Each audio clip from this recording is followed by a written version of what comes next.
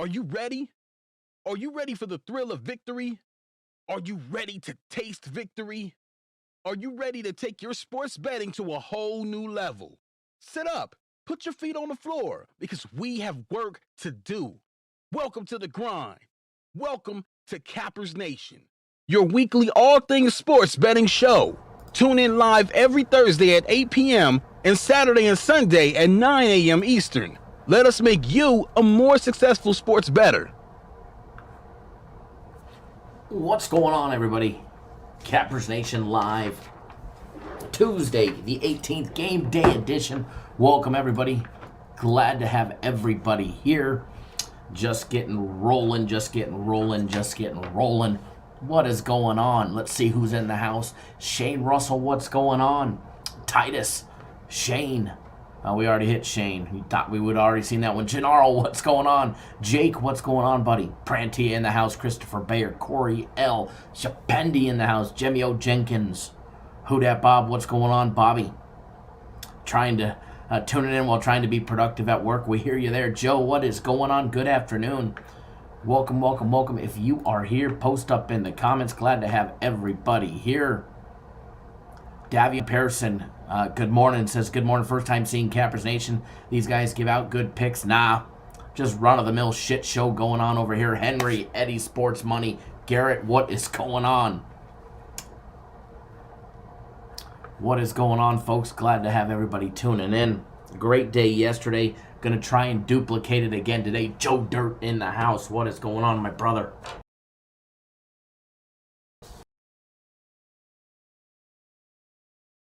For another great day. Absolutely right there with you. Shane, Kyle, have you been eating those edibles again? No, but maybe I should be. Felix, what is going on? Thank you for tuning in.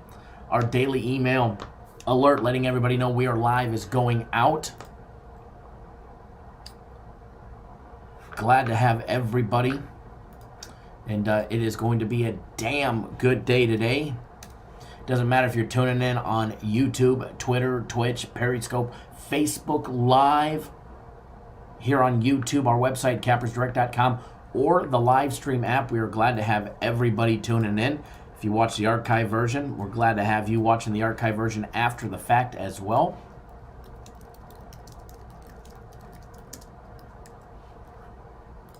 Alrighty.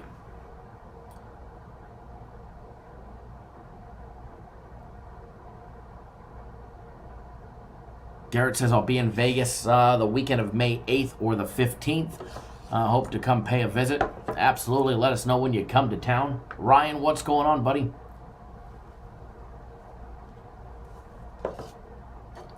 Skip, Aaron, all in the house as well.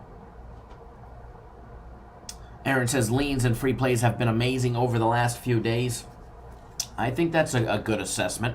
Nervous Squat 5150 in the house. What's going on? What's going on, Terry? Terry says, bring Cappers Nation to the East Coast.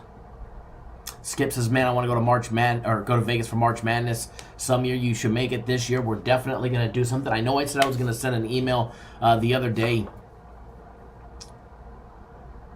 but we will definitely get that email out.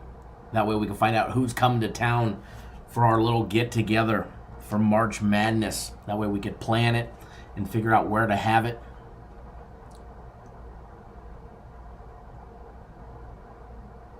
Corey says, after yesterday's big day, just excited for the show. Thank you, Corey. We definitely had a big day yesterday. Moffaholic, Carrie says, there's a breakdown on today's free play. We'll definitely touch on that one here in a little bit. Ryan says, the Kansas over could have been over in the first half. Definitely had the making for it. Chapendi, I know you are. You're already on my list. You are already on my list. Do you know where you're staying when you come to town?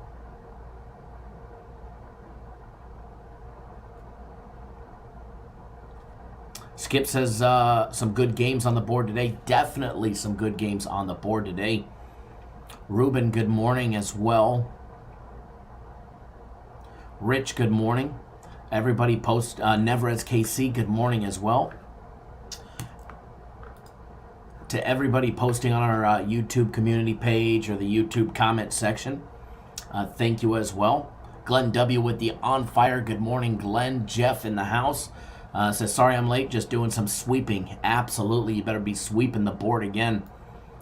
We love it when we break out the brooms. No doubt about it. No doubt about it. Ryan says he hammered the free play. Free play's been pretty good as of late. Eric King says, easy money today. Randy C., how are you today? It's me, the adopted stepson. Thank you, Randy. I'm doing fantastic.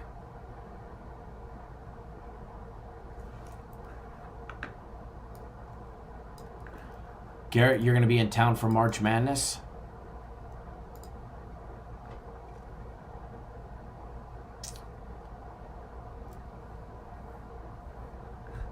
Very nice. Jake, do we have a play on the Liverpool game today? No, we don't. Kathy or Gary or whoever, which one of you is tuning in, thank you as well.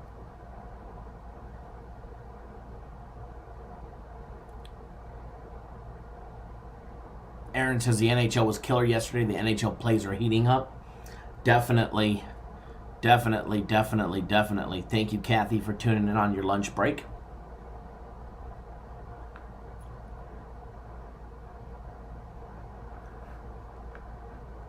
No opinions on the Merrimack game, but we'll definitely, if we have time, take a look at it for you guys. See what we can come up with in our game day breakdowns.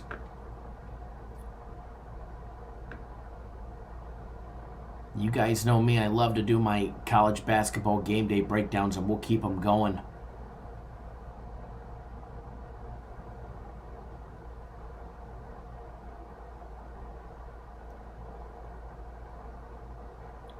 Alrighty, just getting things up and running. Chapendi says, I have all the personal plays and free premium play parlay for $50 yesterday. Good day. Awesome, man. That's a good hit right there. Prantia says, Kyle, the guaranteed March Madness package, is that every year or just last year? Nope, we do the March Madness package every single year. And I've been trying to get them. I mean, I don't know how we sweeten it up. It was pretty damn sweet last year. Premium plays, personal plays included, the NCAA championship game included as an early bird special, NHL season package, plus the NCAA tournament. I'm trying to get them to start it early, to do something special and sweeten it up. Raymond, what's going on? Says I get one more personal plays, just playing.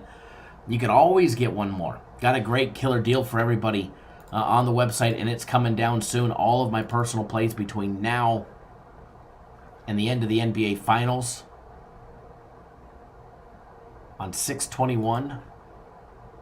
It should be $1,500, but they have it on the website for $1,000. That will be gone, I believe, tonight. Last chance to get on that is tonight.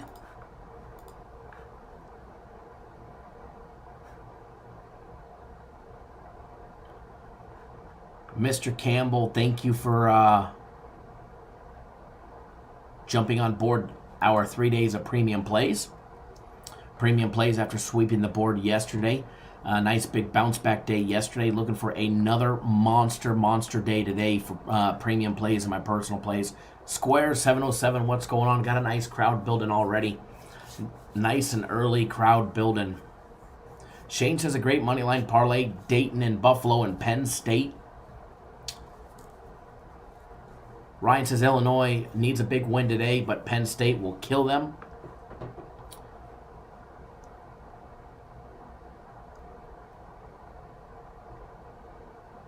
Most definitely Nervous Guap 5150.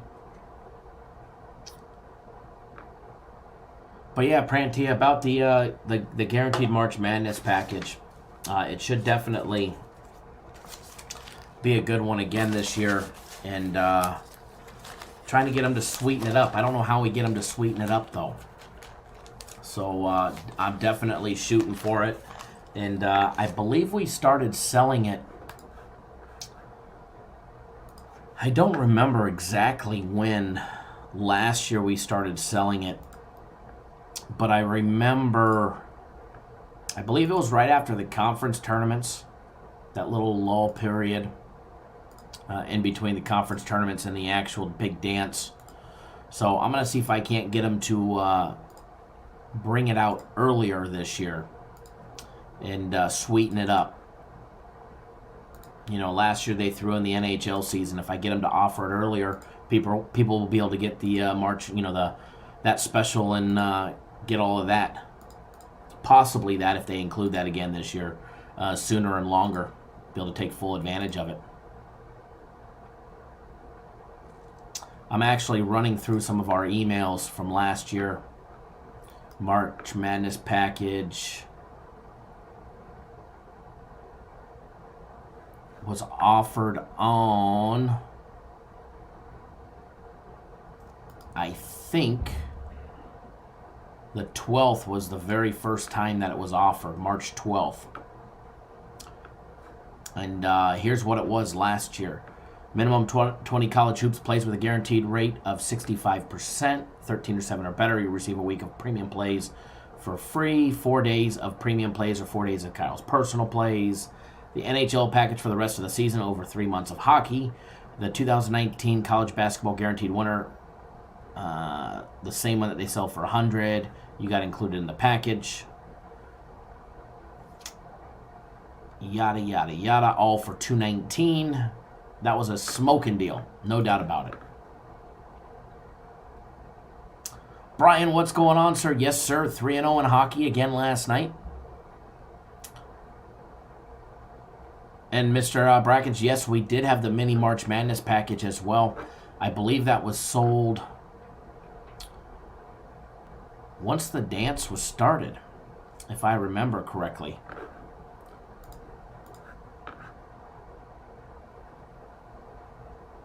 You're nervous all the time, nervous guap.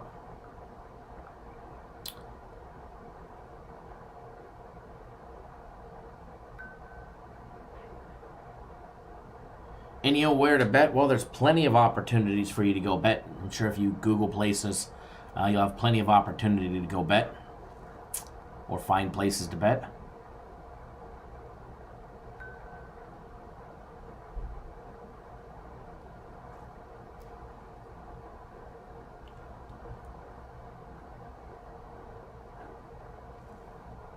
All right, reading through some of these comments. And I hope I'll earn profit for the premium by the end of this month. Well, if you bet consistently, you should definitely be able to turn a profit. Aaron, what's going on, buddy?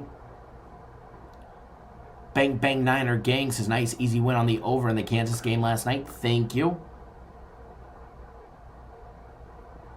Prantia says, the first 4 games in last year's bracket started on March 19th. Yep.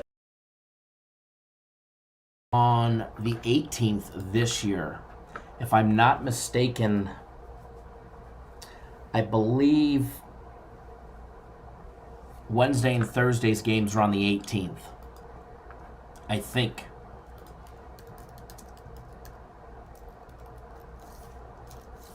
I'm actually taking a quick look real quick. I know Selection Sunday is the 15th. The first 4 is the 17th and the 18th. Tuesday and Wednesday. Tuesday and Wednesday is the first 4.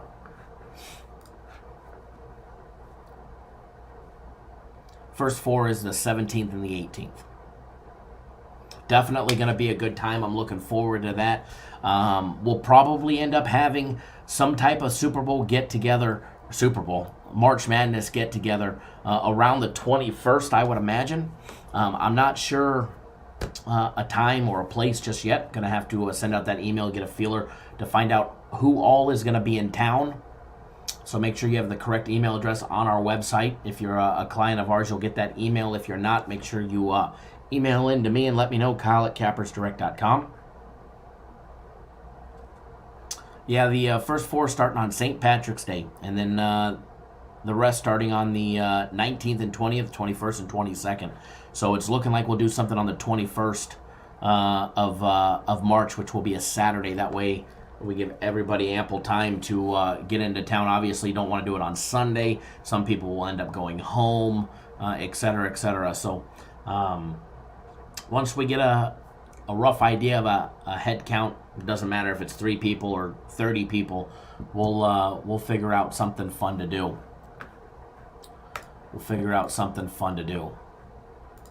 Alrighty, so with that being said, going to jump into our big game day breakdowns here in just a minute. But first, as always, going to keep it transparent and going to do the recap from yesterday. DJ Wavy says, good morning, Kyle and the world. We all made a wise decision coming to the best handicapping show. Let's win. God bless. Thank you, DJ Wavy. I definitely do appreciate it. Chapendi, can we do it on Friday? I'll probably have the big one planned for Saturday. Are you not going to be in town on Saturday? What I'll do is I'll send out an email and I'll ask when people are going to be in town. If everybody that says that they want to come and do something will be here on Friday, I have no problem doing something on Friday. N says, are you giving your picks or just a recap? We do both. We do a lot of stuff here, including some barbershop talk of sports betting. So we do a lot here. But if you're just looking for a show to give you, 300 picks in a day, head over to SBR. They'll give you both sides of the game twice or more. Chapendi, you're leaving on Saturday. No, we'll be on Saturday. I'll definitely be able to meet up on that Friday. We'll be able to do something. Find out how many golfers we have. Maybe we'll do a little golf event or something. We all go play some golf. All right, so Nathan R., how much do you charge? Just started watching. Well, we've got a lot of different packages. A package to suit just about everybody's bankroll and budget. The longer you're on board, the cheaper the prices get, but they're pretty affordable. Just head over to our website, cappersdirect.com, click on the premium tab, scroll down, and you'll be able to see all the packages. So, recap for what we did yesterday so we can keep it transparent for you guys. Daily free play winner, Bucknell, Holy Cross, under 147. That was an easy winner. The other free play we gave you guys during the live show yesterday, Iowa State, Kansas, over 140. Easy winner. 2-0 on free plays yesterday. Yesterday's live show was a I wouldn't say a very short show. We were live for an hour, but we only did a couple game day breakdowns. Ended up going 2-1 on the breakdowns plus the daily free play. Notre Dame moneyline minus 165 winner. Kansas laying 16 winner. The only one we lost, Holy Cross plus the 7. And I should have known better, but the numbers supported it. And whatever, we dropped that lean. So 2-1 on leans, 1-0 from the free play on the live show yesterday, 3-1 from the show. Just the last 3 days alone, guys, from watching Cappers Nation live. Yesterday, 3-1, including a personal play winner. Sunday, we went 8-1, including a premium play winner during the live show. Saturday, we went 5-3 during the live show, including a plus 240 money line outright winning dog. 16-5 plus, including the plus 240 dog. So, guys, that's up almost 12 and a half games over the last 3 days, just from the live show alone. Jeff says, Nathan, he's the best. Lots of packages. Everyone will vouch for him. He will make it right. Nathan says, Nathan, he's very transparent always, whether he's 4-0 or 0-4. No doubt about it. I don't need to run from anybody and sugarcoat when we lose. That's for sure. So, besides the live show yesterday, premium plays, a monster and much-needed bounce-back day for our premium play members after a little three-day lull. But you guys have to remember, out of the last, 10 days of betting, we've had 7 winning days, 3 losing days on premium plays. Out of the last, 32 days, we've had 9 losing days. Out of 32 days of betting, I think we've had 9 losing days on premium plays. The rest we've either broke even or won. So not too shabby there. But premium plays yesterday, 2-0 Xavier money line minus $1.25. Nice winner there. And Texas Southern laying 5.5. A little sleeper against Grambling State yesterday. A lot of people questioned us on that one, but either way, they came through with a nice big monster win, putting premium plays 2-0. So congratulations, everybody there. We'll keep it going again today for everybody. NHL package. After a 2-1 Sunday, nice big 3-0 Monday for the NHL members. Congratulations. Anaheim, Calgary over 5.5 goals. The Arizona Coyotes minus $1.30. Nice winner there. Florida and San Jose over 6. Nice winner there for a nice big 3-0 clean sweep of the board for our NHL package. Danny D-Rock says whether he catches a fish or just gets snagged, he's very honest. LOL, hello Kyle. Definitely. And you know what? We need to do a live show from the water again. I think the live show from the water is calling our name. We need to get out there. You know, and I was thinking, I got a wakeboard boat too, but I was actually thinking about ordering a dry suit because the weather's been so nice outside, but the water's still freezing cold, and I want to go surfing. So I guess I need to get me a dry suit. Either that or we'll take the bass boat out and we'll go do another Gone Fishing with Kyle Johnson Today episode. Personal plays yesterday, I gave out 3 Rio C. What's going on? Yo. I gave out 3 personal plays to all my personal play clients yesterday that I texted out.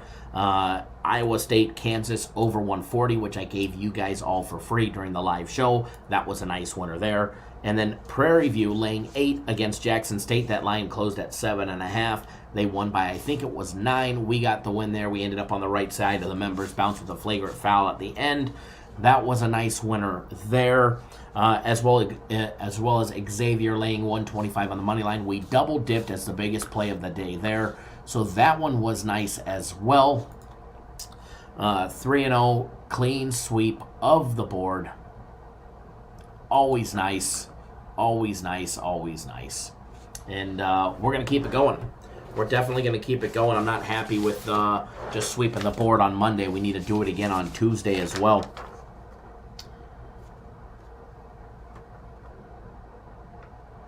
Last 5 days of my personal plays have been red hot with only one losing day, going 1-2. Not bad. Out of the last last 8 days, we've got only 2 losing days, going 1-2 twice. The rest are all 2-1s, 1-1, 3-1, and 3-0, like yesterday. Speaking of my personal plays, Jake, we can definitely do that one. Jeff says, I bet on Prairie View A&M because of you and couldn't find it on a map. They're not listed where they play. They're such a small program, they're definitely not listed where they play, that's for sure. No, they're listed. Just teasing. But for everybody that doesn't know, feel free to pick up 3 days of our premium plays or my personal plays, $99. Also, that sale that you can get all my personal plays between now and the end of the NBA Finals for $1,000. That deal will be ending, I believe it's coming off the website tonight. And that's up there for just $1,000.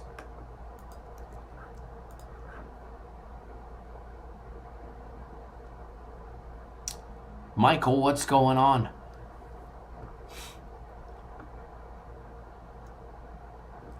Square asking, am I going to the fight Saturday? Probably not.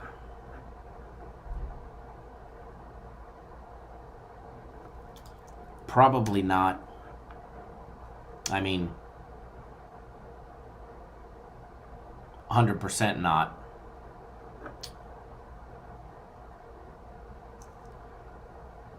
I mean, I want to say 100% not. If the wife wants to go, no opinion on that fight. But no opinion on that fight.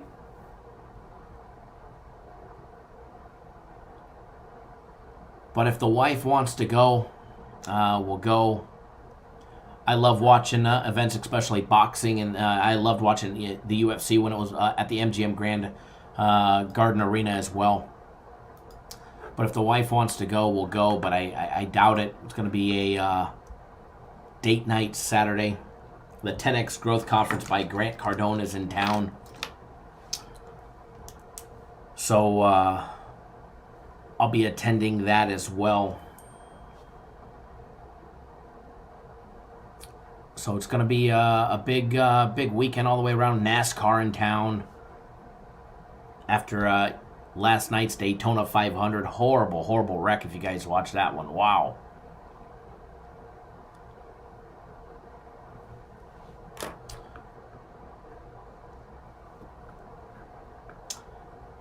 Alrighty, so.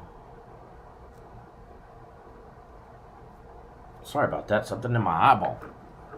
While we get everything situated and done here, I'm going to be breaking down some games for all you guys. We'll try and touch as many of the big marquee matchups as we can, as well as some low dangling fruit that may not be a big marquee matchup. Get everything up and running for you guys. Get our live odds up and running as well.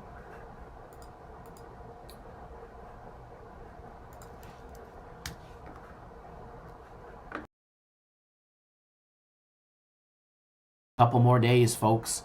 Just a couple more days that we got to wait for the NBA to come back. Although I'm not going to lie, I don't miss it. I mean, I miss betting on it, obviously. I miss the action. But other than that, you guys know I'm not a big fan of the NBA. More so college basketball. And for everybody that wants 100% live, real-time odds, and you want them for free, just head to our website, cappersdirect.com, click on the odds tab, scroll down, you'll have access to live, real-time odds, not scraped XML feeds, not delayed like on Vegas Insider or Don Best or Odd Shark or any of those other jokes of a place. You'll get 100% real-time live odds. It's free. It was actually supposed to be a service that was we were supposed to be selling on our website. However, I've talked them into giving them for free as of right now. So the more people that use them, the more hits they get, the more likely the company will continue to keep them for free. So again, 100% free real-time odds on our website. As the books update them, they get updated instantly on our website. No delays. I believe it's a 15-second delay. Not a 15-minute, not a 30-minute, and not fake scraped XML feeds trying to pretend. So always a great time there when you guys get free stuff. Robert Allen says Ryan Newman almost won the Daytona, then almost died in a matter of 2 seconds. Square says I miss Kyrie in the NBA. And a big congrats to my buddy Chase over at chasewins.com. If you guys are ever looking for NASCAR picks, make sure you check him out. He did hit the winner on Denny Hamlin, plus 900. Plus 900 winner. He did text me the NASCAR plays yesterday, so congrats there. Nice big win. And they continue to lead the charge when it comes to NASCAR and providing the best NASCAR information out there.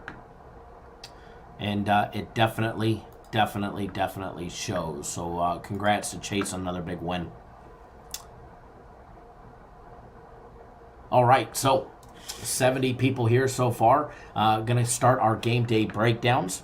I know we've had some requests. We'll try and fulfill all the requests that we can, as well as fill in some marquee matchups along the way. If you haven't already done so, if you are new to our YouTube channel, first of all, welcome. We go live 7 days a week, okay? Monday through Friday, noon Eastern, 9 Pacific. Saturday and Sundays, dark and early in the morning, 9 a.m. Eastern, 6 Pacific when we go live on the weekends. 7 days a week, putting out daily free play videos. So if you're new to our YouTube channel and you haven't already done so, take 1 second out of your day. 1 second out of your day, hit that subscribe button right down below.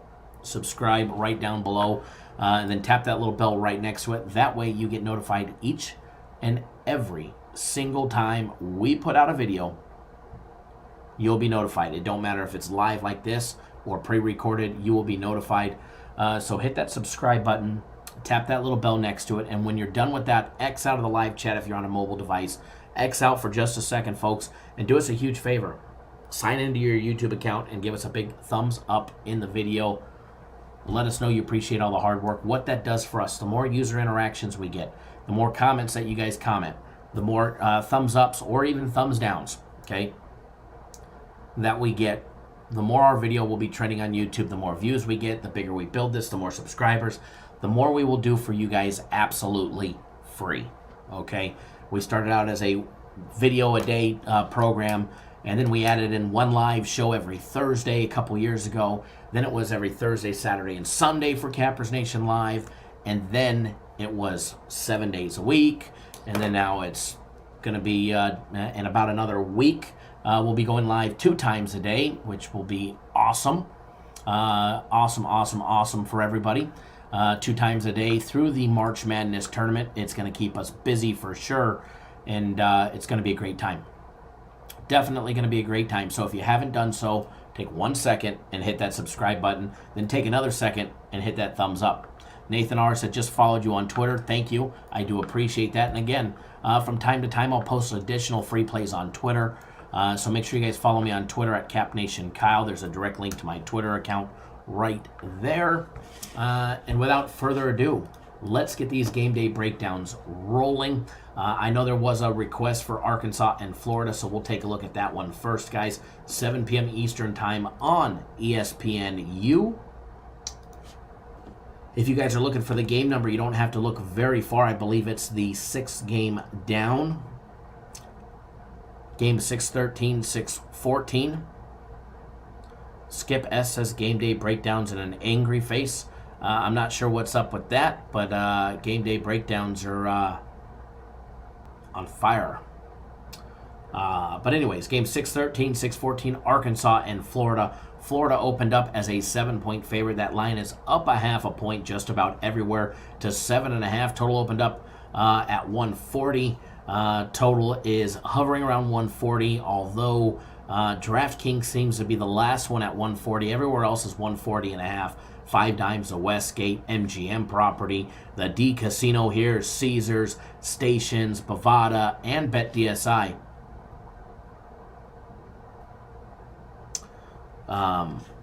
Titus, I love that comment.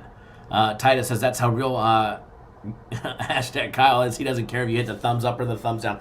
I don't care which one you hit. I mean, obviously, I would like if you hit the thumbs up, but if you hit the thumbs down, button, you're not going to hurt my feelings. As long as you take your time out and you hit one of them, you definitely help us out. So let me get this.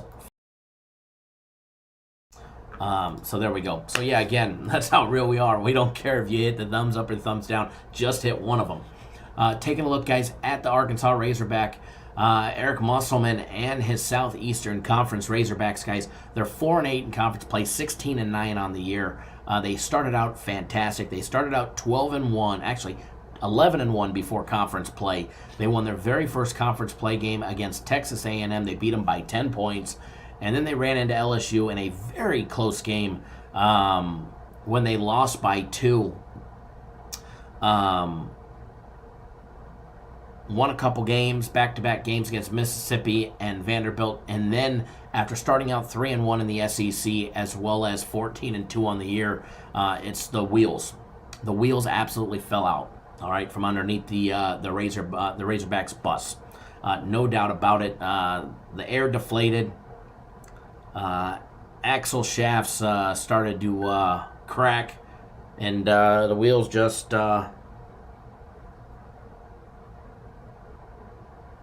DJ Wavy, thank you for that follow on Twitter.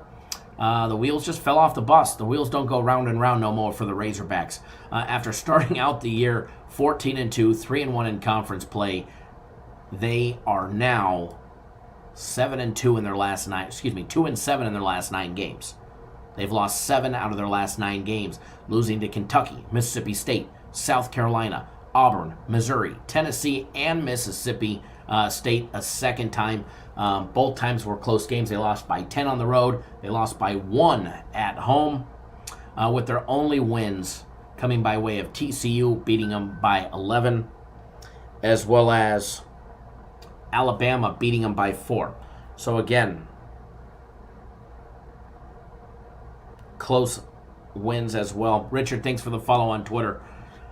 So again, Razorbacks riding a 4-game losing streak. They've lost 4 straight. They've won 2 out of their last 9 games as well. Their last 4 losses to Auburn, Missouri, Tennessee, and Mississippi State on Saturday.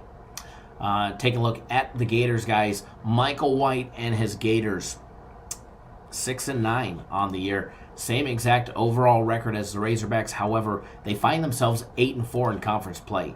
8-4 in conference play, which is the exact opposite of the Razorbacks. They've won 4 out of their last 5 games with wins against Vandy, Georgia, Texas A&M, and Vanderbilt. Again, both home and away. They beat them in both. Their only loss coming to Ole Miss, where they lost by 17. Before that, they had a 3-game losing streak to LSU, Baylor, and Mississippi State. The LSU game was definitely a close game back on January 21st when they lost by a single bucket on the road. That was a very close game, if you guys remember. Michael White, his Gators, guys, home court advantage, 3.4 score. The Exact Tech Arena holds 10,151 fans. It's in the 1/3 category, the top 1/3 of largest arenas that they play in. The 3.4 score makes it the 117th toughest place to play. Not an extremely tough place to play, but nonetheless, you're going to give them 1.5 for that home court advantage, which would make this, if it was a neutral site game, Florida would be laying 6 on a neutral site game, possibly even less, depending on how the books judge that one. When you're taking a look at both programs side by side, first of all, Arkansas's offense is not that bad. They're not a slouch when it comes to their offense. Okay, they've had some huge matchups in the SEC that just did not go their way. And taking a look at them on defense, first of all, Arkansas's defense is top notch. Based on adjusted efficiencies, schedule, strength of schedule, opponent strength of schedule, etc., that we factor into our system. Arkansas comes in with the 23rd best defense in all of Division I, believe it or not. Florida comes in with the 72nd best defense based on adjusted efficiencies. When it comes to offense, Arkansas coming in with the 93rd best offense based on adjusted efficiencies. Florida coming in 33rd. So obviously Florida has the advantage on offense, Arkansas the advantage on defense. Arkansas the faster paced team.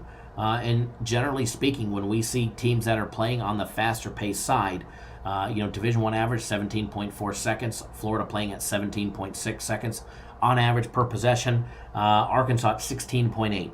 The faster the team, the more mistakes that we tend to see. Okay? The faster the team, the sloppier the shooting, and the more mistakes, the more turnovers, etc. However, Arkansas's turnover rate of 16.6% is extremely low, especially for one of the faster-paced teams. Now, is 16.8 seconds fast? No. It gets them in the top 1/3 of Division I as far as pace of play, but it's not extremely fast. It's not a low 16-second second. However, a half a second can definitely be the difference from a quality look and a shitty opportunity. Okay, Arkansas hitting just 49.9% from the field. I'm sure if they slowed down their pace of play, they'd probably have a much better shooting team. They're hitting 31.7% of all their three-point attempts. They're converting 51.4% of all their jump shots, layups, and dunks. And they are a quality free throw shooting team, hitting 72.7% from the charity stripe.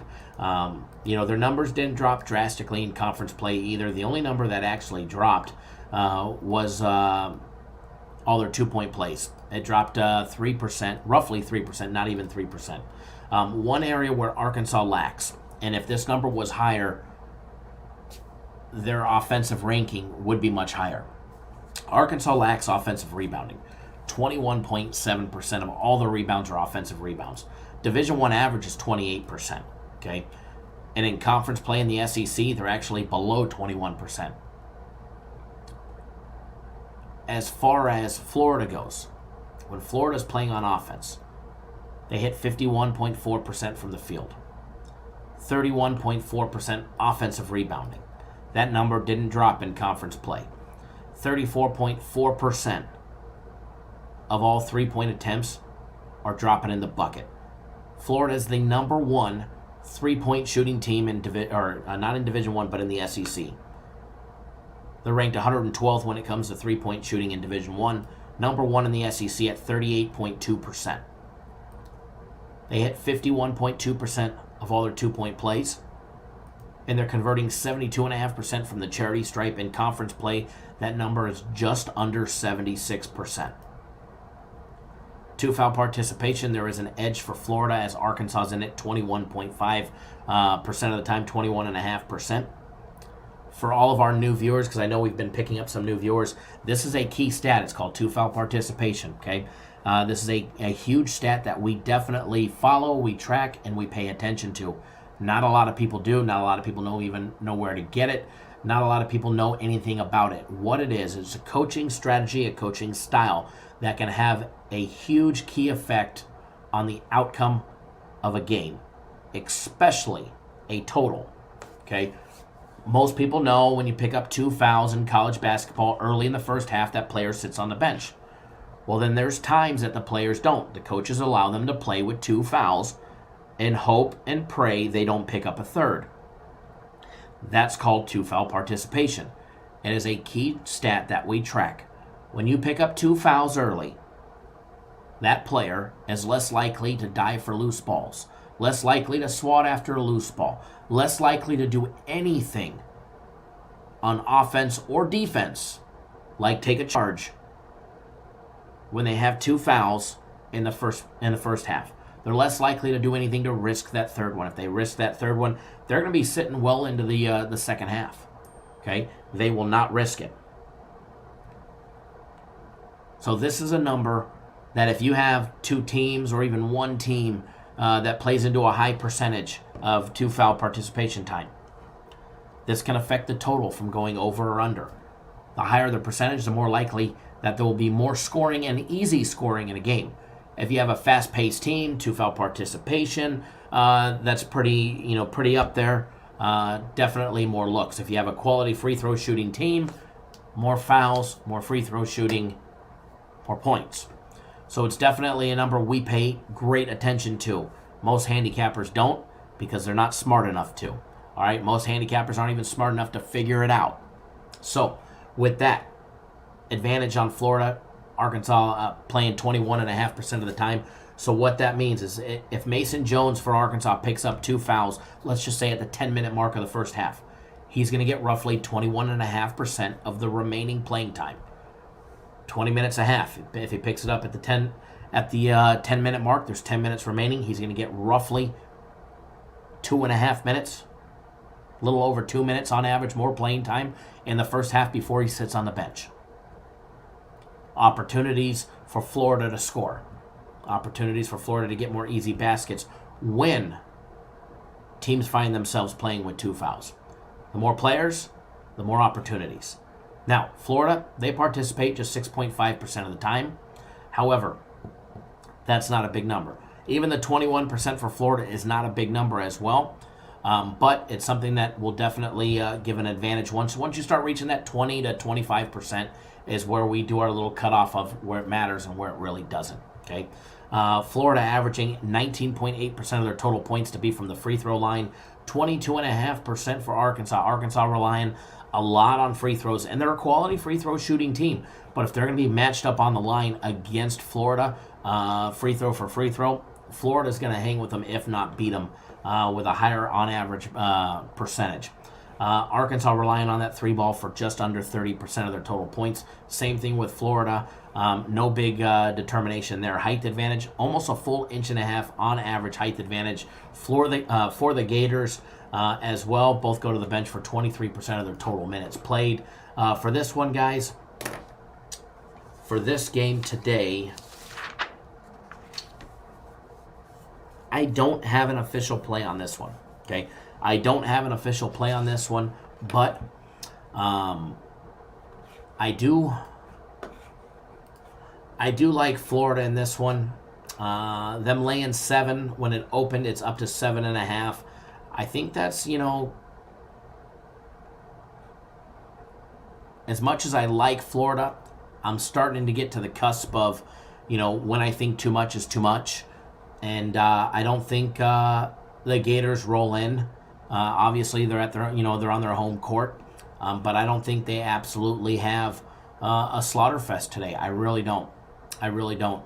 I think they keep it close. I think the Razorbacks, who need a huge win. You know, they took Auburn and Missouri both back-to-back to overtime. They ended up losing in OT, but they kept it close. Now, they got slaughtered by Tennessee on the road, okay? They got slaughtered by Tennessee on the road, no doubt about it. They lost by 1 to Mississippi State. So 3 out of their last 4 losses have either gone to OT or they lost by a point. Okay, the only other one was, their road loss against Tennessee when they got murdered. So as much as I like the Gators in this situation, I can't find myself to bet them. If I was going to bet anything on this one, and I may be completely way off, and maybe I'm seeing it backwards. But for this one, guys, I like Arkansas plus the 7.5. I don't think they're given enough credit. I think they're basing it strictly on that conference play record of 4-8. The only scenario based on numbers where Florida has a huge advantage is offensive rebounds. Okay, they're both quality free throw shooting teams. They both can make all their 2-point plays. Okay. Now, they do have an advantage. Florida does, from the 3-point line as well. That is another key fact. However, Arkansas's defense is the number 1 3-ball defense, not just in the SEC,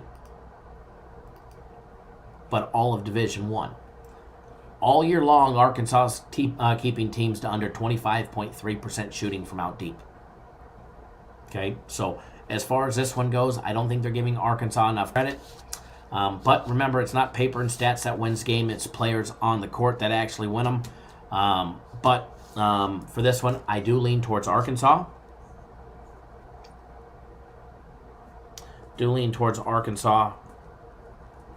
Plus the 7.5.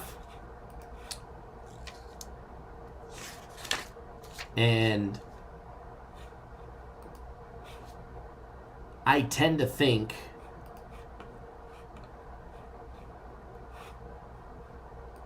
that the total of 140 is where it opened. It's still 140 at DraftKings, but everywhere else is 140.5. I do tend to think that the total on this one is a tad bit low. My personal opinion. Now, I know there's other places out there that have score predictions, and they've got this one going under. However, I think 140.5 is too low. I think we see 148, 147-ish, maybe 149. So for that one, I do lean towards Arkansas and Florida over the 140.5.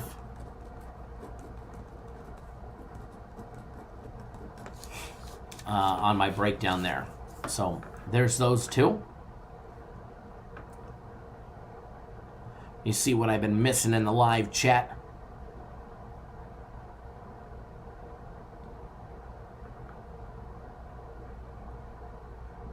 Alrighty. So we're going to keep it going. Another game day breakdown coming up for you guys. Another game day breakdown coming up in the works here very, very shortly.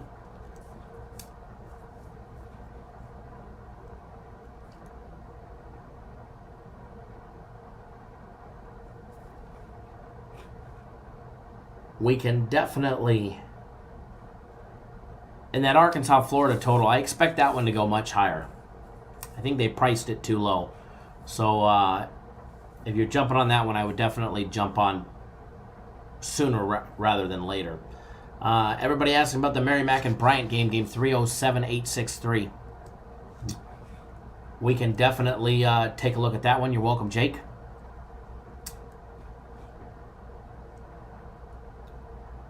Let me scroll down to the bottom for excitement level, talking about Merrimack and Bryant.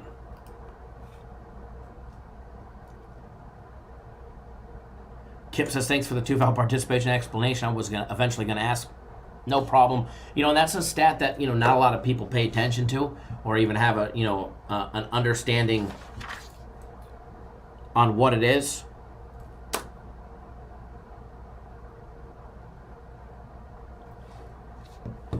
And it's something that we factor so heavily in games, and that's something that we follow. So no problem explaining that one and discussing that one all the time, because it's in every one of my breakdowns.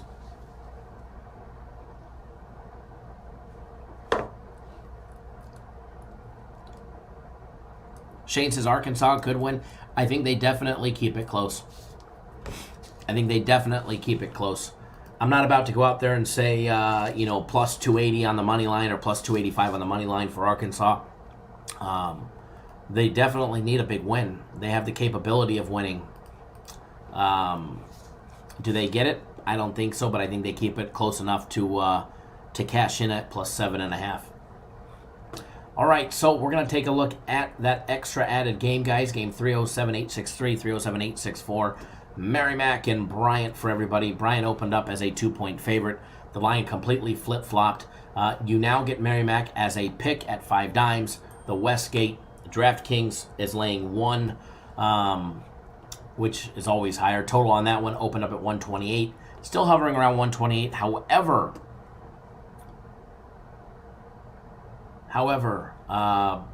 the Westgate has them at 127.5. Princess Chachu, can you please discuss how one does an open parlay? I believe you did one this weekend. Yes, I will definitely touch on that. As soon as we're done with this breakdown, we'll discuss open parlays and how you do those. All right, first of all, let's take a look at Merrimack. All right, guys, the Warriors, Northeast Conference game, guys, if you guys are not aware. Little tiny schools, little tiny stadiums. Merrimack 18-9 on the year. They find themselves 12-2 in conference play and absolutely rolling through their Northeast Conference. They've won 2 straight, St. Francis, New York, as well as Wagner, who they just beat up by 9.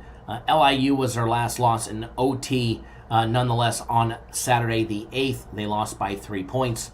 Other than that, they've been absolutely rolling. Here they are. They get their game against Bryant. They did just beat them by 4 at home. Okay, they did just beat them by 4 at home. Not just, but back on January 15th. They beat them.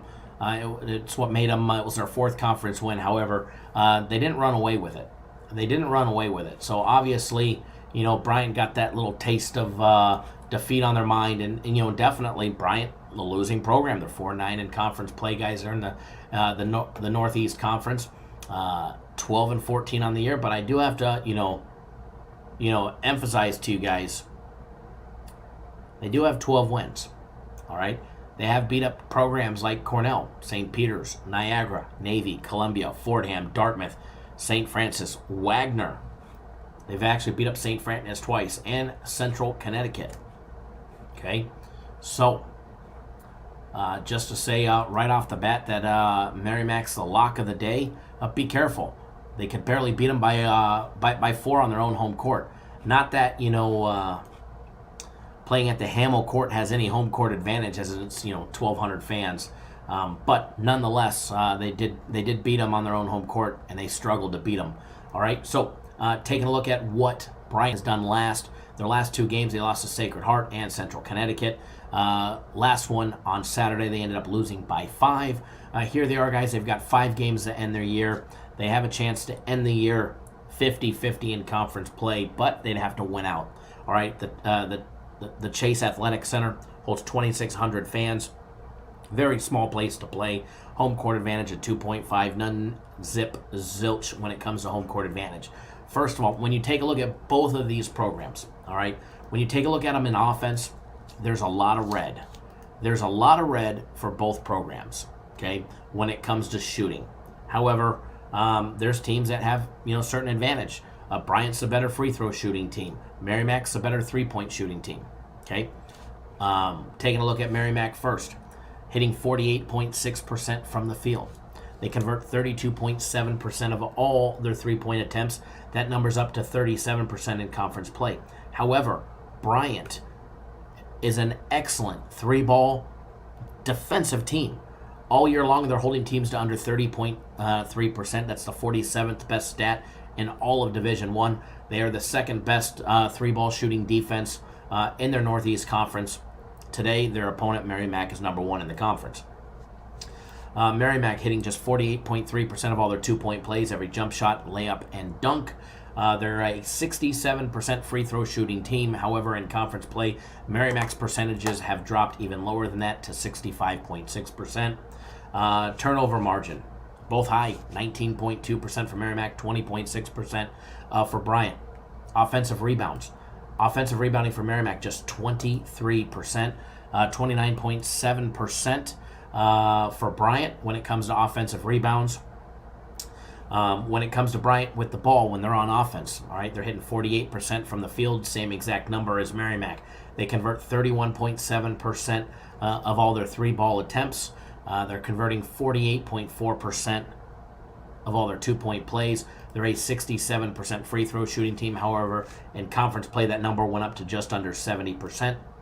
Offensive rebounds advantage towards Bryant as they convert 28.5% of all their rebounds are offensive rebounds compared to the 23% for Merrimack. Okay, two foul participation. There's an advantage for Bryant. Okay, not much, but there is one. Bryant finds themselves playing in the two foul participation at 32% of the time. Okay, Merrimack 54% in the two foul participation.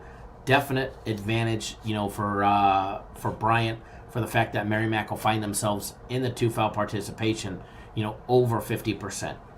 Over 50% is a big stat. Okay, a big stat. So comparing these guys side by side even more, height advantage is about a half-inch height advantage on average for the kids coming out of Bryant. They both go to the bench for roughly 30% of their total minutes played. Bryant relying on the free throws for 17% of their total points, 15.5% for Merrimack. Both of these teams rely on the three ball for over 35% of their total points. However, both of them can defend the three exceptionally well. Now, between these two teams, obviously,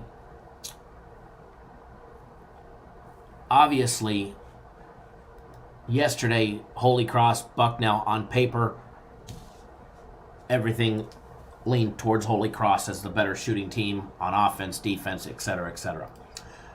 When you have two teams out of the Northeast Conference, and obviously, Bryant and their losing record. You take the losing record into consideration, okay? The fact that they just played each other a month ago, courts were reversed. Merrimack was the home team. They barely beat them by 4.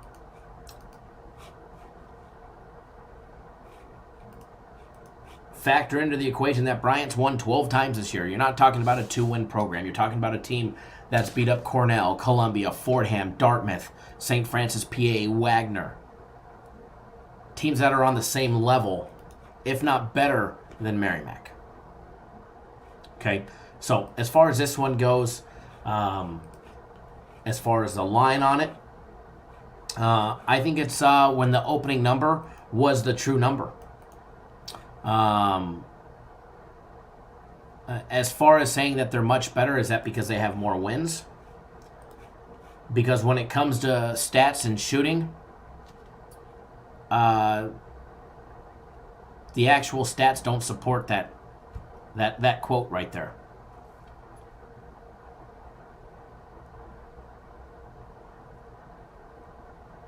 So as far as this one goes, I'm on the side of Bryant. I'm not playing it, but I do lean towards it.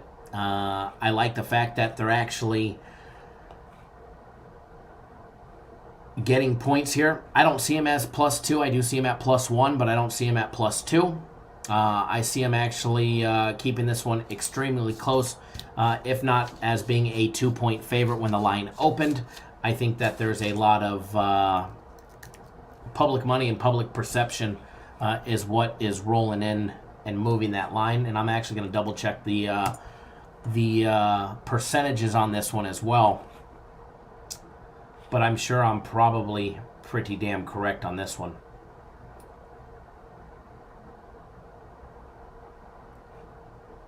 $84% of the total money coming in on Merrimack. So all the public money coming in on Merrimack, and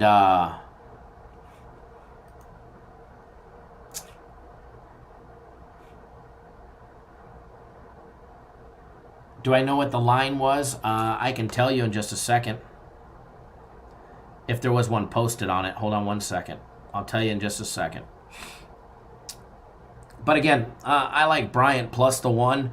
And I think they not only cover that, but I think they get a nice big win today. So I emphasize caution to everybody trying to say that Merrimack is the lock of the day. I think there's much better low dangling fruit out there than this game. That is for sure.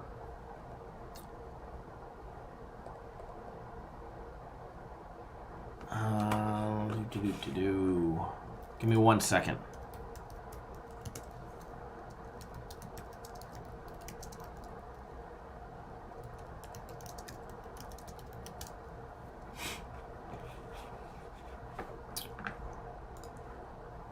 Give me 1 second. I think I have the odds from that one up.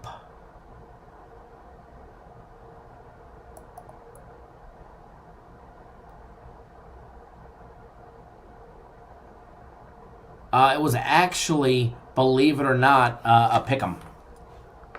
That game was a pick'em on January 15th is where it closed. 15th is where it closed. It opened at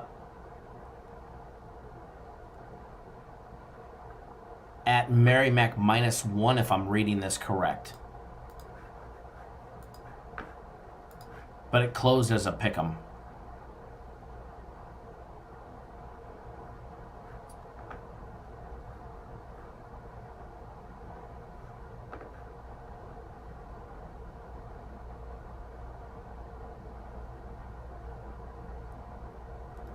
All right, so as far as that one goes, my opinion, but hell, what do I know? Bryant plus the 1 is my lean on it. Bryant plus the 1, and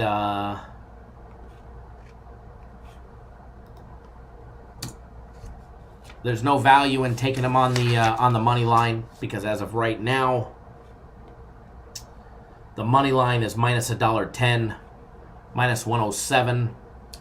So zero advantage to taking the money line. There's no plus money. It's not plus 115 or 120. So take the 1 minus $1.10 is what my personal opinion is. Edward in the house. What's going on? Hopefully that helps some of you. But then again, you know, I'm not right 100% of the time. Lately, we've been pretty close. But not 100%.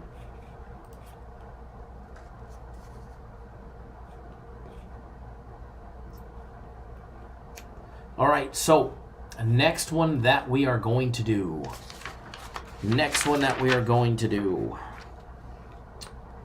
We are going to touch on the Purdue and Wisconsin game. 7 p.m. Eastern Time on ESPN. That is the next game day breakdown. Edward says, being back to work makes me value the losses even more. No doubt about that one.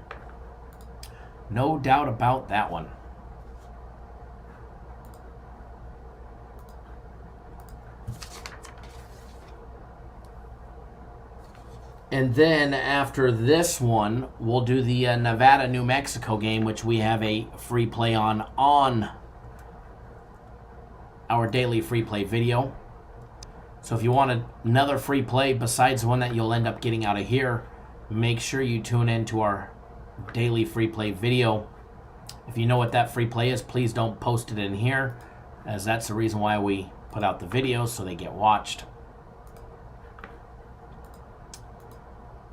Alrighty, so moving right along, but first, somebody asked a little bit ago, yes, Brian, hockey plays are posted. 3 great hockey plays for today. Shane, you got Merrimack at +2, even better. What does the system have for the final score? They have, you have Merrimack at +2, excuse me.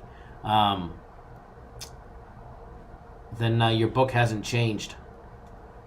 They actually have Bryant winning the game by 2, 63-61. Sorry, 64-62. I was looking at a different game. 64-62 Bryant is what our system has. N says, for the second time, other cappers love Florida. No offense, N, whoever N is, nobody gives a shit what other cappers have. All right, we're here, Cappers Nation Live. We don't care what other ding-dongs have, okay? We could care less. Nobody cares. Edward, house is coming along. I'll send you a picture. House is definitely coming along great. Windows are in. Getting ready to place the tiles on the roof, I believe, so that way they can distribute the weight. All the AC ducting is in. Condensers are in.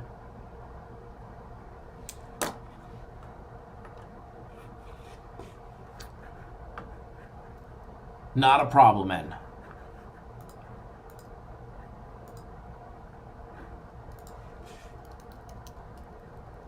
Give me 1 second, folks.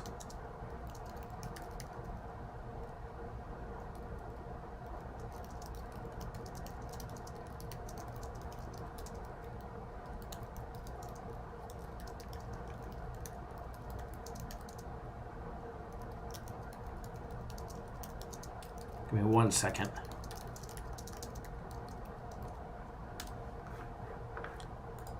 All right. Oh, you got Merrimack +2 this morning. That makes sense. Danny D-Rock, Kyle, did you get the master shower figured out? Yes, I stopped by because I'm still in Arizona right now. I'll be here for another day. Then we're going back to Vegas. And then I have to come back again for frame walkthrough or something like that. But yeah, I talked to them yesterday and they wrote it up, put it in for the plumbers to go in there and take a look and fix and correct it. Shane says, for once, I don't agree with you. It's okay. It's okay. No harm, no foul. Somebody not agreeing with me.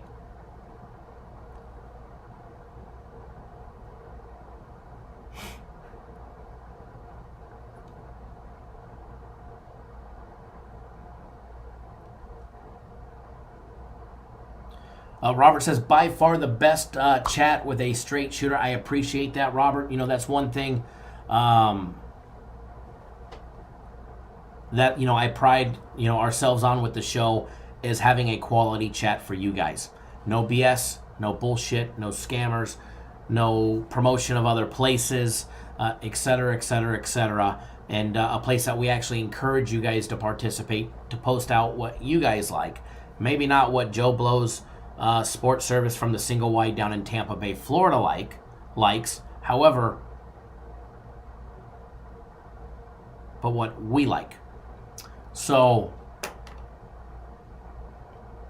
again, by all means, post up in the comment section what you guys love, what you like, what you don't like, what you're betting, what you're not betting, the reason why. If you want to, throw it in. We love the chat. I love keeping the chat going, and the chat is absolutely awesome. Thomas says, never take the low bidders. It's low for a reason. Well, we've got the builder doing all the building, so I didn't, and we definitely didn't skimp on that one. So for an Arizona home pushing $700K, it's probably $1.25 million in California.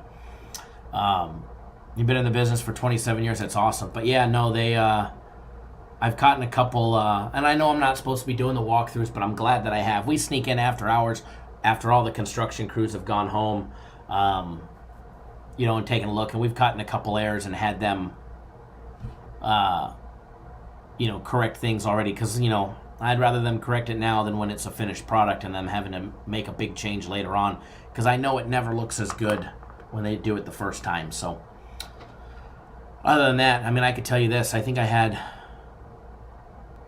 17,000 in upgraded electrical outlets and lighting and junction boxes. So I'm sure they're going to miss a few that they'll have to correct when we do the frame walkthrough, I think, next week. Aaron, labor is definitely expensive. Quality labor is definitely expensive. And it's funny, a friend of mine, his company is the framing company that does all the subcontracting for, well, one of them, one of the framers for Taylor Morrison Homes. So All right, so let's get back to the game day breakdowns and all of that good stuff. Jeff, how much are Joe Blow's from the single wide in Tampa cost? Not much. Not much. He pays it with his basic housing allowance. Thomas, watch closely. I definitely will. Definitely will. And again, if you guys are new to our YouTube channel, first of all, if you guys are new to our YouTube channel, take 1 second out of your day, hit that subscribe button right down below. We go live 7 days a week, 365 days a year putting out content. Monday through Friday, noon Eastern, 9 Pacific. Saturday and Sundays, 9 a.m. Eastern, 6 Pacific. So hit that subscribe button, then tap that little bell. That way you get instant notifications. Each and every single time we drop a video, you'll be notified. Starting in about a week. And about a week from now, I'll have an official date here, probably in a couple days. We'll be doing 2 times a day Cappers Nation Live, our normal noon Eastern, 9 Pacific, as well as another live show later in the afternoon towards game time for everybody. We'll be doing that all the way through the NCAA tournament.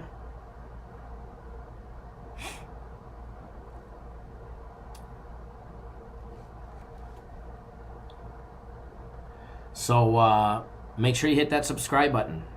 Make sure you hit that subscribe button.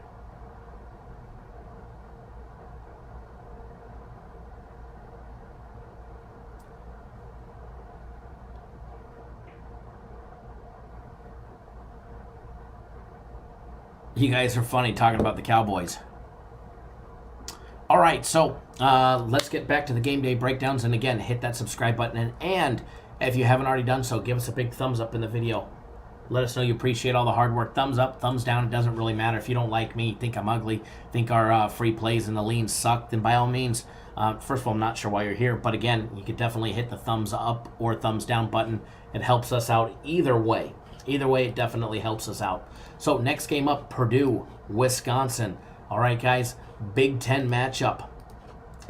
Line on this one, if you are looking for the game, it's game 619 and 620. Wisconsin opened up as a 4-point favorite. It's still hanging around 4. Total opened up at 122. It's down a full point to 121. However, the D Casino making a statement, dropping it to 120.5. We'll see if anybody follows suits in the next few minutes while we are live. N says, Kyle, you're awesome. I subbed and thumbs up. Thank you. I appreciate that. Taking a look, guys, at Purdue, the Boilermakers. From West Lafayette, Indiana, guys, Matt Painter and his Big Ten program.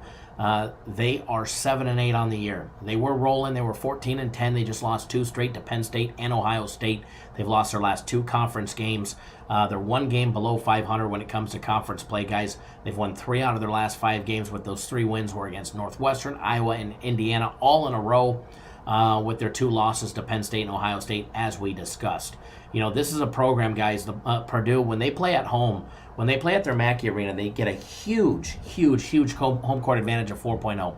You know, but again, they're not playing at home today. They are on the road against Wisconsin, you know, a team they've already beat. They beat them by 19 not too long ago, less than a month ago, January 24th. They beat them on their own home court. They beat them 19, 70-51. So here is that scenario as well. However, since then, they've lost 3 out of their last 6 games. You know, and you got to take a look. How do the Boilermakers play on the road? Can they get wins on the road? First of all, when you're taking a look at their road record, there's a lot of red. A lot of red, okay? They just lost to Ohio State. They did beat Indiana and Northwestern. They've won 2 out of their last 3 games.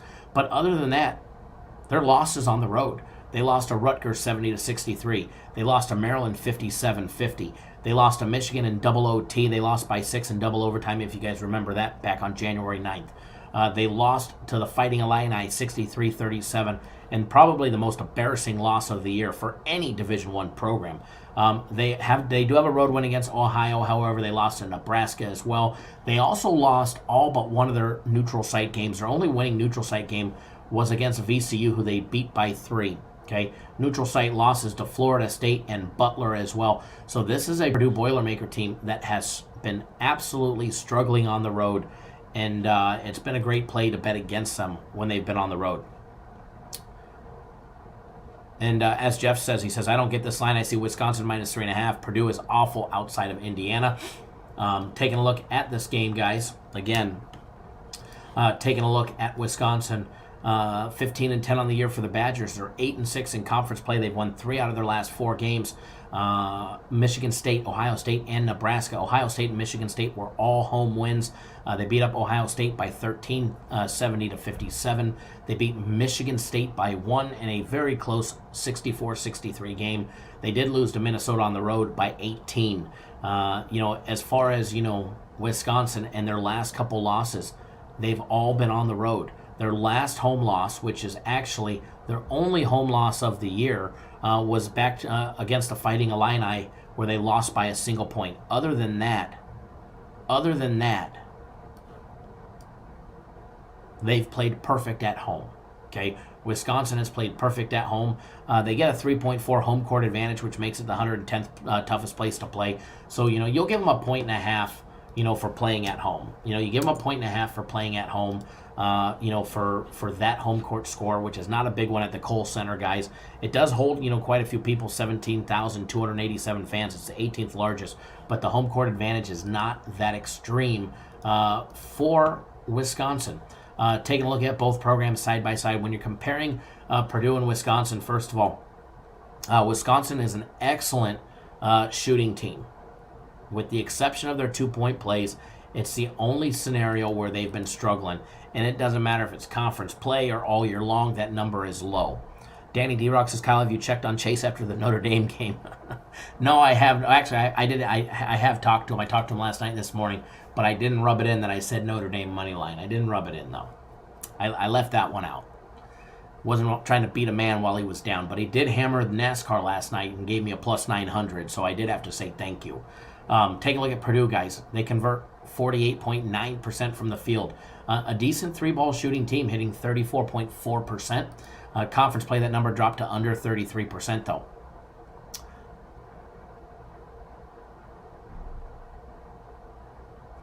Derek Miller says, like you said, Wisconsin is 11-1 at home.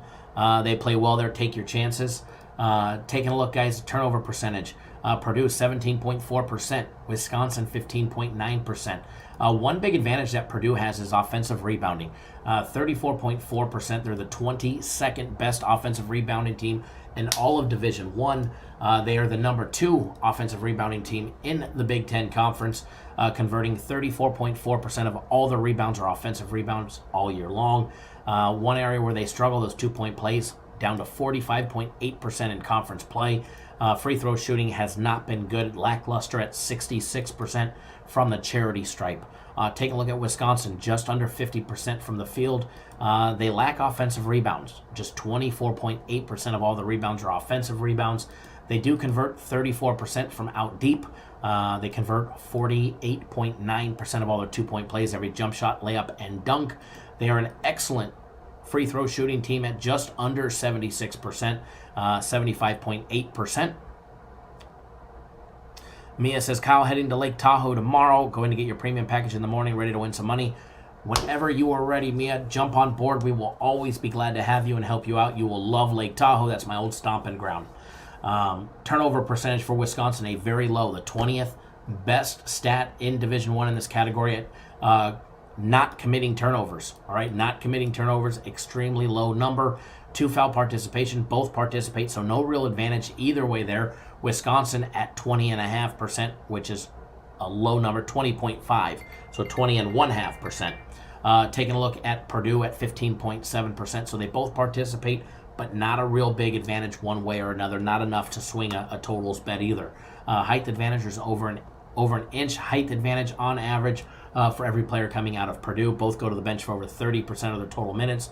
Both rely on the 3-ball for a lot of their points. 38% for Wisconsin, 33% for Purdue.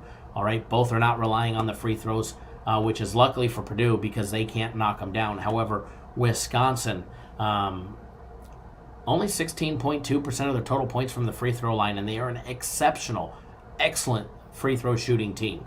As far as this one goes, guys, first you got to take a look, at what happened before. Purdue has already smashed Wisconsin. They beat them by 19. Okay, You got one team who's lost their 2 last games, losing to Penn State by 12, losing to Ohio State by 16. Both home and away losses. Take a look at Wisconsin. They beat Ohio State at home. They beat them by 13. They also beat them on the road by 4. Okay. Take a look at Penn State. They beat them on the road 58-49 as well. So, both teams that, Purdue's struggling with the last 2 games are 2 teams that Wisconsin has beat up home and away. Wisconsin trending in the right direction, winning 3 out of their last 4 games, and they're 11-1 on the year at home. They play exceptional when they play at the Kohl Center. So as far as this one goes, as far as a lean on this one, I don't have a bet on this game. I haven't bet it. I probably won't put any money on it.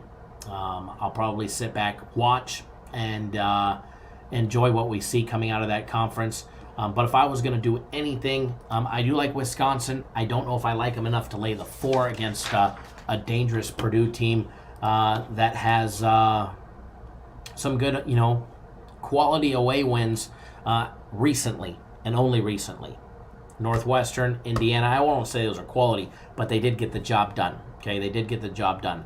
However, some of their other losses on the road have been by 7 or more points for most of them. So as far as this one goes, I do lean towards Wisconsin.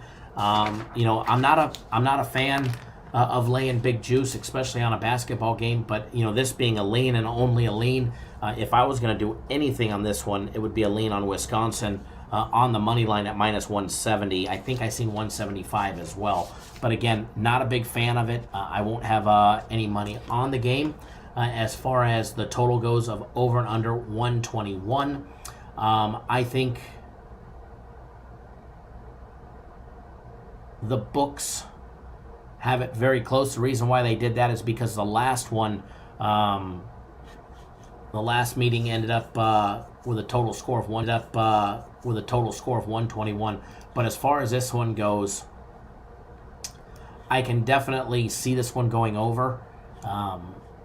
Every one of Wisconsin's games have gone over 121 since that meeting and before that meeting, dating back to January 17th.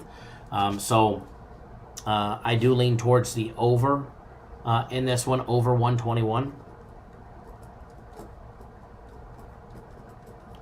I don't think we get a super high scoring game, but I think it goes over, not by much, but by 3-4 baskets. I think we get to 127, 128 in this one.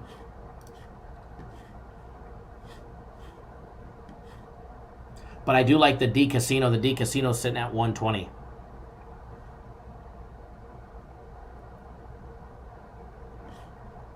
But again, juice only matters if you're losing. Juice only matters if you're losing. Either way, you're laying juice. Minus 110, minus 170. Either way, you're still laying juice. No matter what you do.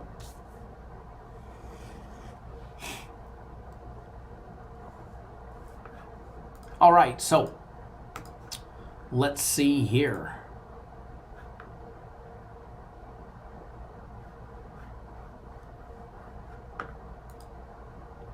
Jerry, what's going on, buddy?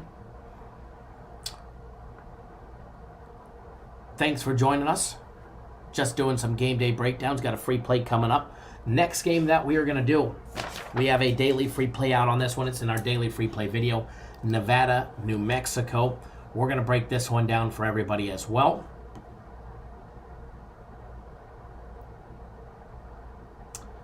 If I can find it.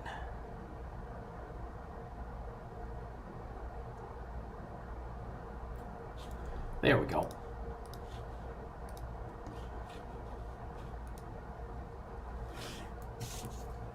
Joe Jett says Kentucky close game Saturday, then they want to get a big lead early. I believe you copied and pasted this. I think I saw that comment earlier. Gary, what's going on, buddy? Thanks for joining us. Hope all is well. Again, if you're new to our YouTube channel, we go live 7 days a week, 365 days a year, putting out free content for you guys. So make sure you hit that subscribe button, subscribe to our YouTube channel. That way you get notified each and every single time we drop content. You will be notified. Alrighty, so let's get this next game day breakdown going on. We do have a daily free play in this one. However, if you guys know what that free play is, please do not post it in the comment section. That's why we have the videos. Hold on one second, folks, and then we're going to get started here.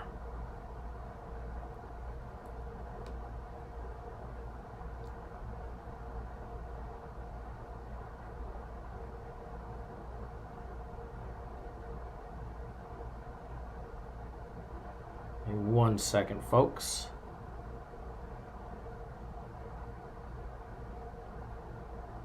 Alrighty. Just had to get something up and running just in case.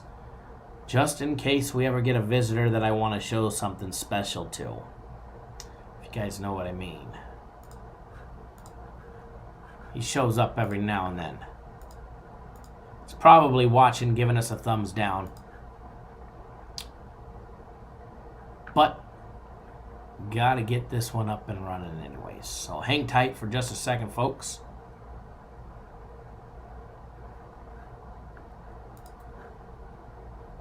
There we go.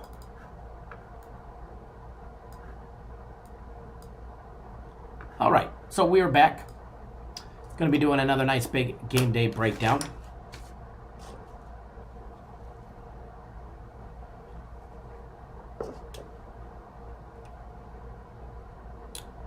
Not sure if we'll have time to break those ones down. Jeff says, if you're new, where the hell have you been? All right, so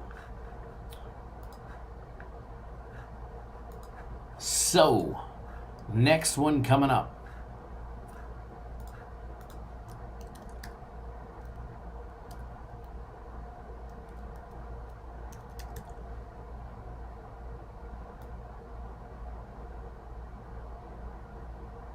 Alrighty, just had to double check something real quick. So next one coming up, guys. Nevada, New Mexico. Go to the bottom of the page if you're looking for live odds. And speaking of live odds, if you guys want to have access to live 100% real-time odds, just head to our website, click on the odds tab, scroll down, and you have access to them 100% live real-time odds. It's the only service out there.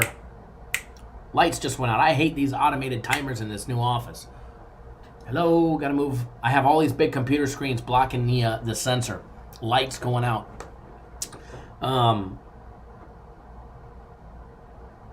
Line on this one, Nevada opening up as a 2-point favorite. Line is now down to 1. I do see 1.5 at a couple spots. Total on this one opened up at 159. Believe it or not, guys, it is skyrocketing. This one is up to 163.5. All right, this one is up to 163.5. Kyle, could you recommend a golf handicapper? Do you even know any? I know a few people that do it, but nobody that does it in a serious manner.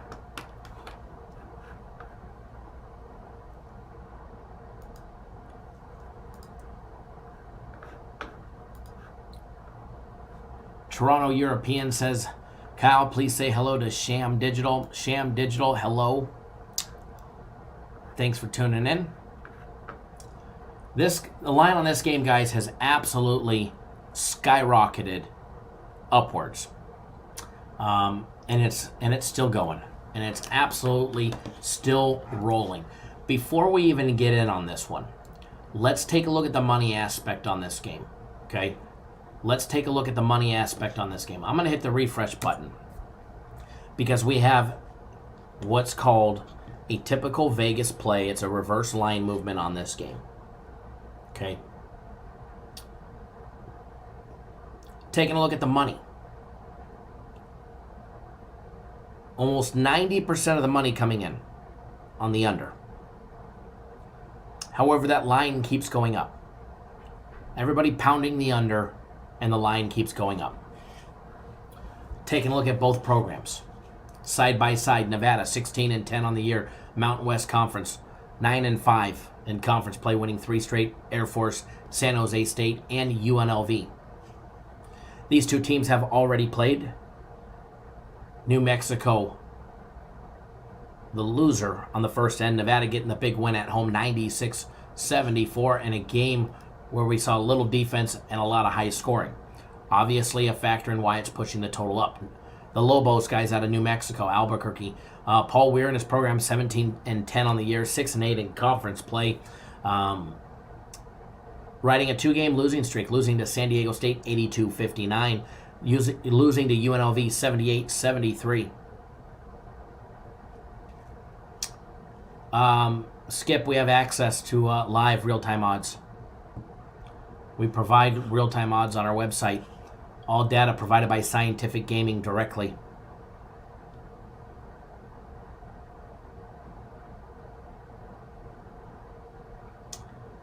Thanks, Derek. Great stats there. Derek says New Mexico State should be, or not New Mexico. Well, it's not New Mexico State. It's New Mexico. But New Mexico should be ready to play.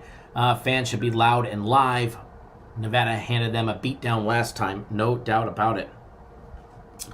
Taking a look at New Mexico, guys. They've lost 2 out of their last 3 games. Their only win coming by way of Wyoming. In conference play, guys, these 2 teams, first of all, take a look at New Mexico in conference play. In conference play alone, they've suffered 2 losses. Okay, 2 out of their 8 losses in conference play were at home. The rest all on the road. They've got home wins over Wyoming, home wins over San Jose State, Air Force, Fresno State, and conference win over Boise State to start conference play when they started conference play early back in December. No, Skip, the money percentage is not on the site. Just the live odds.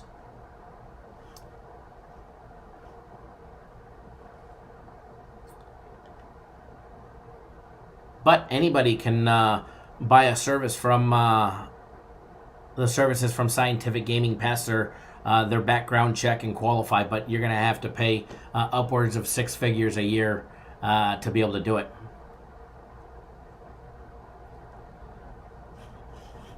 Neverez with the knowledge of Steve Alford coming back to the pit, no doubt about it. Taking a look at both programs side by side. First of all, fast-paced team, 16.3 seconds on average per possession for New Mexico, 16.4 for Nevada. Both teams a second faster than the Division I average. The difference is both of these teams can shoot the ball when they play fast. Starting with Nevada, guys, hitting 52.7% from the field. Excellent 3-ball shooting team in the Wolfpack. They are the 15th best 3-ball shooting team in all of Division I. The number 1 3-ball shooting team in the Mountain West Conference, converting 39.3% in conference play. They convert 49% of all their 2-point plays. They're a 75% free throw shooting team in conference play. They're a 77% free throw shooting team. Taking a look at the Lobos, guys, they convert 53% from the field, 33% from out deep. They convert 55.1% of all their 2-point plays, every jump shot, layup, and dunk. 13th in all of Division I in this category, 2nd in the Mountain West. Free throw shooting, a 71.5% free throw shooting team. Derek, thank you, sir. Oh, it's no big deal. New Mexico State, New Mexico, no big deal. I knew what you were talking about, but I was reading your comment. I was like, wait a second, it's not state. But again, back to New Mexico, guys. Both of these teams, quality programs, quality shooting. One aspect that a lot of people don't pay attention to, 2-foul participation. New Mexico, a program, out of the last 3 years, this number has drastically increased up to 42%. 27.4% for Nevada, so both teams participate. This should definitely favor the over, especially with fast-paced teams should add more points to the board. However, 163 seems a little high to me. 163.5. Taking a look at what both teams rely on. New Mexico, quality 3-ball shooting team, but not the best when it comes to it. Nevada is a exceptional 3-ball defending team. The 6th best 3-ball defense in all of Division I, holding teams to 28% shooting. Whereas New Mexico, guys, they've struggled at defending the 3-ball, letting teams convert up to 35%. That's not a good stat for them going up against the number 1 3-ball shooting team in all of the Mountain West, 15th in all of Division I in Nevada. Okay, Nevada relying on the 3-ball for 38.6% of their total points, 16.7 total percent from their Total points from the charity stripe as well. Both go to the bench for over 30%. Height advantage, over an inch height advantage for Nevada. Experience level, roughly the same. Obviously, guys, first of all, taking a look at the record, 9-5 in conference play for Nevada. 6-8 in conference play for New Mexico. New Mexico losing some close games, losing at home to UNLV, to our running Rebels by 5. They lost by 5 to Fresno State on the road. They've also had a couple other close games in their record as well, losing to San Jose State by 3 on the road. So they've definitely had some close games, losing to by UTEP by 3. They've had some quality wins as well, beating Wyoming, Boise State, Montana, New Mexico State, beating UC Davis, who always plays that team tough. UC Davis always plays other West Coast teams exceptionally tough. They beat Green Bay, Cal State, Northridge, another Cal State program that definitely plays teams tough, other West Coast programs. Most notably, Wyoming, their big win there, beating them by 29 points at home. You know what? But the fact is, they've lost 5 out of their last 6 games. They've lost 7 out of their last 9 games, and they're trending in the wrong direction. Okay, New Mexico's trending in the wrong direction, whereas you've got the Wolfpack, who've won 5 out of their last 7 games and 3 straight. Shane, I'm giving it away. I know. But as far as the side on this one goes, Alex, what's going on? Thanks for tuning in. As far as this one goes, as far as the side on this one, the line being where it's at, Nevada laying 1. I think Nevada's the better program. I think Nevada has the better coach. I think they have the better matchup. Obviously, take the records out of equation, how the teams have played. Nevada smashing New Mexico on their own home court. Here they are, revenge game for New Mexico. 2 foul participation favors Nevada. For this one, with the line being where it's at, with Nevada being only 115 on the money line, minus 120 on the money line. For me, guys, I do lean towards Nevada. And it's only a lean for the sole fact New Mexico does play tough at home. They do play tough in the pit. It's an exceptionally tough place to play. If you guys are not aware, it's got a home court advantage of 4.4, which makes it the 5th toughest place to play. Okay, the 5th toughest place to play in all of Division I. Dream Style Arena holds 15,411 fans. A layout out of it. It's one of the absolute loudest places to play, or loudest places to be in and play. If you guys have never been down to the pit, you should. It's an experience to watch a New Mexico Lobos basketball game there. I've actually seen them a couple times there play UNLV a long time ago in my early days. High elevation as well, as Skip was saying. And that's one of the reasons why, they get that home court advantage of 4.4, which makes it the 5th toughest place to play. Okay. The only other, there's 2 other high elevation places on the list, 2 above them. Air Force coming in as, the 4th toughest place to play, and then Colorado, the Buffaloes, with that high elevation of 5,400 feet. And, New Mexico, Albuquerque, 5,100 feet as far as, elevation goes. It's on the tougher side. It's definitely on the tougher side. Jerry says ranks up there with the with GCU for Grand Canyon University as far as elevation goes. No doubt about it. It's definitely up there. Wyoming coming in tops with Air Force, and then Northern Arizona, which is 6,900 as well. So definitely a tough place to play. So that's the only reason why it's just a lean. If it was on a neutral site game, I'd be all in over Nevada. But it being in the pit, no, we did not. Gary did not break down that game. So as far as the total goes on this one, I do have a daily free play video with a free play on the total. If you want the total, go watch that video. There's daily free play somewhere in that video. Maybe in the beginning, maybe in the middle, or it may be in the end. So, but again, if you know what that free play is, please don't post it up in the comments section.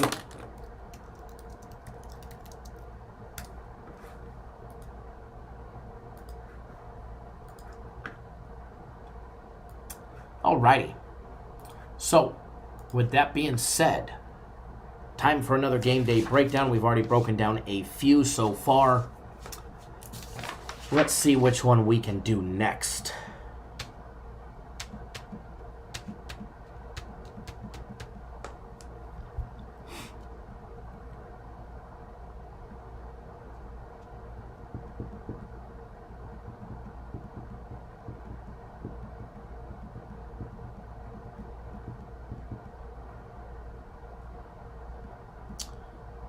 All right, so Alex says Marquette is winning today. Marquette laying the juice at home, laying the 3 at home.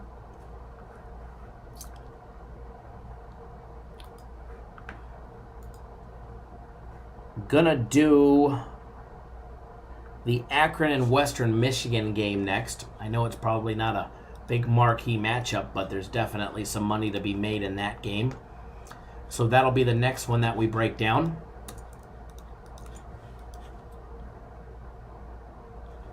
Let me pop everything up for that one. If you're looking for the game number on that game, you don't have to go down too far. Game 607, 608. Akron opened up as an 8.5-point favorite. They're now down to 8. Total opened up at 141.5. It's down to 141.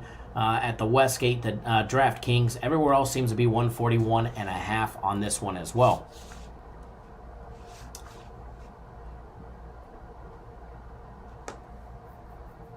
Eddie Sports Money, if I have time, which I don't think I will, we could take a look at that one.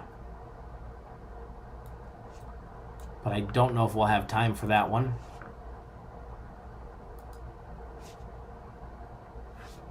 Jeff says the free play is ... free. It is 100% free. Just 9 minutes of your life for a free play. Again, before we jump into this game day breakdown between Akron and Western Michigan, if you are new to our channel, we go live 7 days a week. We put out free content 7 days a week. So if you haven't already done so, do yourself a huge favor. Subscribe to our YouTube channel. All right, if you haven't already done so, subscribe to our YouTube channel. Tap that little bell right next to it. That way you get notified each and every single time we drop free plays, and you drop free plays, and you will be notified. When you're done with that, we've had up to 130 people here already. A lot of people coming and going. But if you haven't already done so, do us a huge favor. Hit that big thumbs up video in the video. Hit that thumbs up. If you don't like me, you think I'm ugly, you don't like our breakdowns, or you're mad because I won't break down a game for you, or maybe I'm just better looking than you, maybe you're jealous, maybe you're a hater, maybe you're a troll, you can hit the thumbs down. It doesn't matter which one you hit. They all help us. The only thing that we ask is for us doing this great service and going live for you guys, which will now be 2 times a week in about a week. Do us a huge favor and give us a big thumbs up in the video. That way we can get our video trending on YouTube and we can put money in everybody's pocket. Okay? So, with that being said,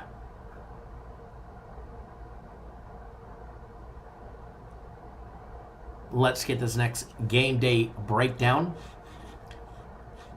Taking a look at the Akron Zips. Fast Freddy says he likes Akron because somebody told him to zip it. Ruben, no, we did not break down the Tennessee game. Taking a look at Akron, guys, 19-6 on the year for the Zips. John Gross, his Mid-American Conference program. They're 9-3 in conference play, riding a 3-game win streak over Eastern Michigan, Bowling Green, and Central Michigan. They've won 5 out of their last 7 games, with their only losses coming to Buffalo and Kent State back on January 28th and the 31st of January. Oliver says if you hit the thumbs down, hit it twice. Great advice there. If you've hit the thumbs down, make sure you hit it twice. Not once, twice. Taking a look at Western Michigan, guys, 11-4 on the year. They have lost 5 out of their last 7 games. Their only wins coming by way of Miami of Ohio and Ball State. 2-game losing streak, losing to Ohio and Eastern Michigan. Their other 3 losses in this little stretch were to Buffalo, Northern Illinois, and Central Michigan. First of all, guys, taking a look at the Broncos from Kalamazoo, Michigan. First of all, the University Arena holds 5,421 fans. It does get a home court advantage of 3.6, which makes it the 75th toughest place to play. We're going to give them a 2-point advantage for the fact that they're playing at home. And if this was a neutral site game, the line probably would have opened up Akron laying 6.5. If it was a neutral site game. 10.5 if it was a neutral site game. Here they are on the road against Western Michigan, and they're laying 8.5. Line is now down to 8. Taking a look at both programs side by side. First of all, when you take a look at Western Michigan, there's a lot of red when it comes to offense. Okay, when it comes to offense, there's a lot of red, except when it comes to the free throw shooting and turnovers. Their turnover percentage 18.3%. 18.8, which is still below the Division I average. Akron coming in hitting 52.7% from the field.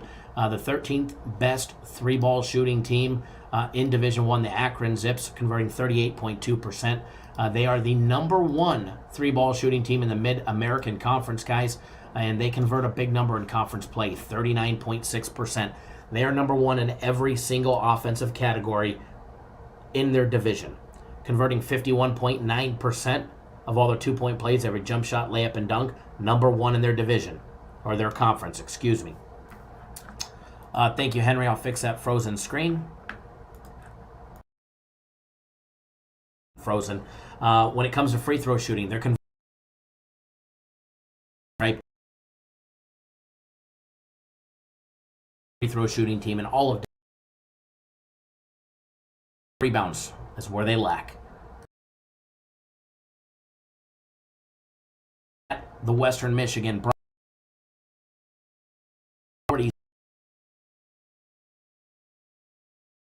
of rebounding.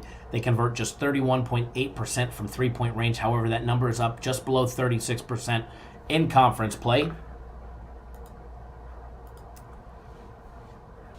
At all their 2 balls, every jump shot, layup, and dunk converting 47.9%. Still lacking there. When it comes to free throws, 71% free throw shooting team.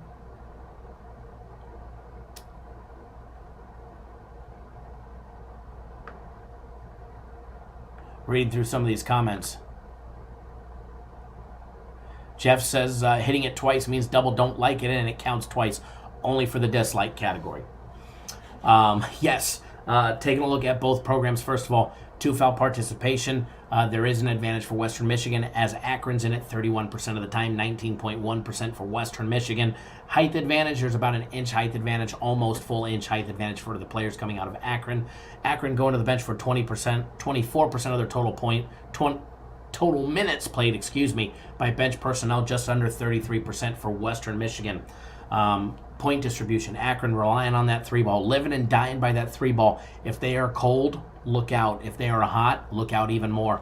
38% of their total points coming from out deep. 42% of all their total points coming by way of 2-point plays, and just under 20% from the charity stripe. Thank you, Oscar. I appreciate that. Definitely let you know. Again, low turnover percentages for both programs. As far as this one goes, guys, I do have a daily free play on this one for you guys. And it's not a daily free play. It's a premium play. Okay, free premium play coming on this one for everybody that's tuning in. So if you left early, you missed it. If you didn't, now here you go. Definitely going to be a nice big free premium play for everybody. Got it on the screen. We'll get it in the comment section for everybody else. Derek Miller says, I love your breakdowns, Kyle. You give stats. You don't try and act like you have buddy-to-buddy relationships with the players. You tell it like it is. We'll always tell it like it is. That's why a lot of other services don't like me, because I shoot it straight. And I call a spade a spade. I call a scammer a scammer. I call a thief. And I call a clown, we call him bozo. I will always keep it real, no matter how much other people dislike that fact.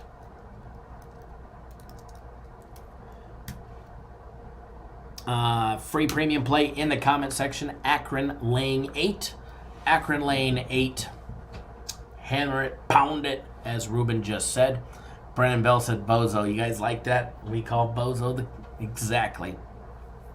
Yes, lay the points with Akron. Should be a nice big blowout victory for the Akron Zips today. Thunder MVP in the house. Titus. What's going on? March Madness is here. I think it's time to get another Jack in the Box.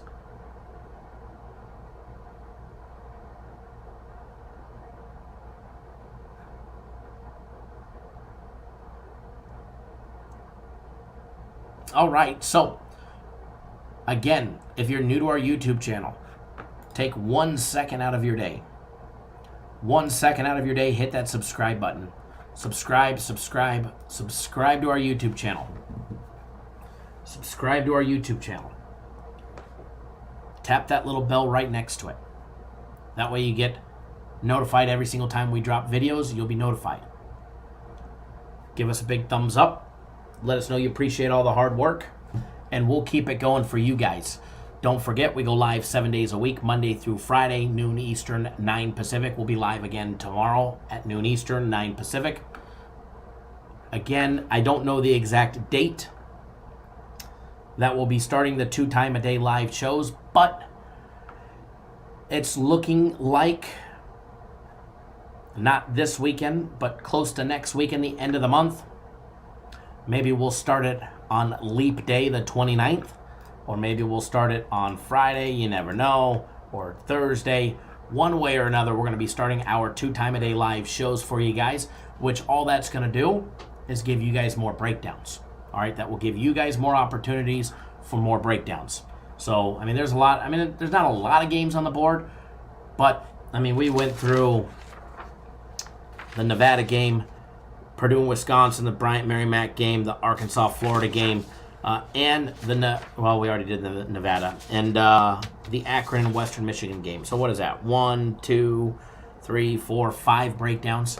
This will hopefully start giving us the opportunity to get through 7 to 10 breakdowns a day. Now, I don't know if it's going to mean I give away 2 free plays on both live shows. But either way, you'll still get you'll still get a free play out of one of the live shows, and you'll still get the great lanes, which great lanes are, what are we in the last couple days? 16-5 with a plus 240 dog in the last 3 days from the live show. So live shows money every single day. So again, to everybody that tunes in, we always appreciate it, Eddie Sports Money. Normally we don't, so people will go back and watch the show, but no problem. Arkansas plus the 7, the over 140.5, Bryant plus 1, Wisconsin on the money line, Purdue over 121, Nevada minus 115, and then our daily free play. And as Jeff says, it doesn't matter if you wager $50 or 50,000, bet responsibly, always bet within your means. Forced to turn down the volume, you got to get one of these. Okay, get yourself a little headset. Mike Smith, where do we rank baseball in regards to your picks? We absolutely love baseball here.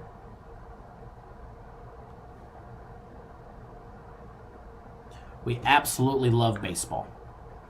And our system plays are off the hook. Premium plays, my personal plays. We love baseball. So, with that being said, spring training starting Friday. Texas and the Royals, the surprise stadium. Literally, actually, I don't want to say walking distance, but it is walking distance.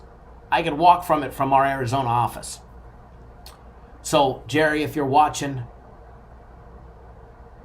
Andrew, if you're watching, Lewis Campbell, the real Lewis Campbell, I know you guys all live in this area as well, where our new office is, our small additional office.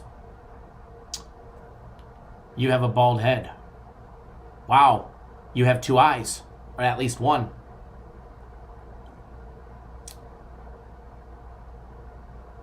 But we'll be down in some spring training. I'm not going to be down there this week for the opening weekend, but I'll be down again back in the Arizona area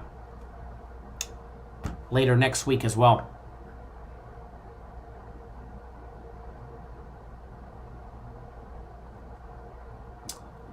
Robert, I'm right down. They just built a new corporate office for their spring training right across the stadium.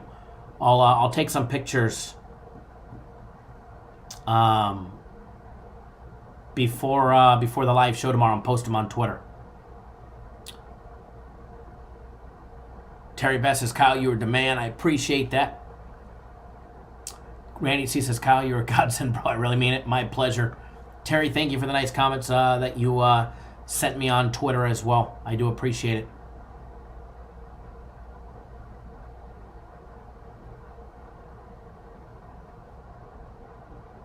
Glad to know somebody's observant of my lack of hair on my head. Alex, no, not right now. We just opened up a West Phoenix office, but I'll be back there Thursday morning. Thursday afternoon, after the live show on Thursday. Speaking of the Thursday live show, we'll probably do the Thursday live show earlier for the fact that I do have to get us back. No problem, Robert. Whenever you're ready, we are here and ready.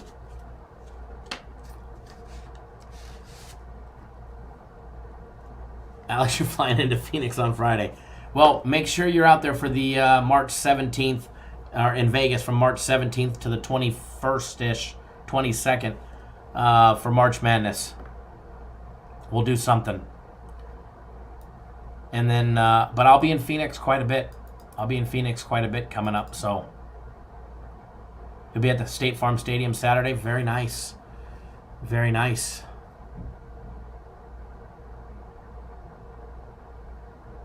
Titus says, us here in LA don't care about your hairline, just the content. It's getting a little long. I need to go get it trimmed up.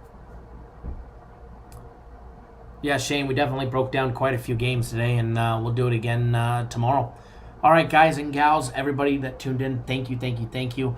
We'll be back live again tomorrow, noon Eastern, 9 Pacific. Don't forget, you want to give us a try, get on board 3 days premium plays or 3 days of my personal plays, $99. Even better than that, they do have that special 5 days of premium plays or 5 days of my personal plays. You get my game of the week later this week. It's coming up. You also get Guaranteed Saturday and our big Sunday play absolutely free. Joe, you have an estimated day for game of the week. I do, but I don't want to say it just yet, just in case something happens, but it's soon. Real soon. If you could read between the lines. In the next 2 days. How about that one? Within the next 2 days. So it's coming. It's coming. But again, get on board, guys. And if you don't, you don't. If you do, I look forward to working with absolutely everybody. Mr. Grover, what's going on? All right, guys. Thank you, Oscar. I appreciate that. Ruben, I appreciate that as well. All right, folks. I am out of here. And we'll see you guys all live tomorrow. Take it easy. Make sure you hit that subscribe button.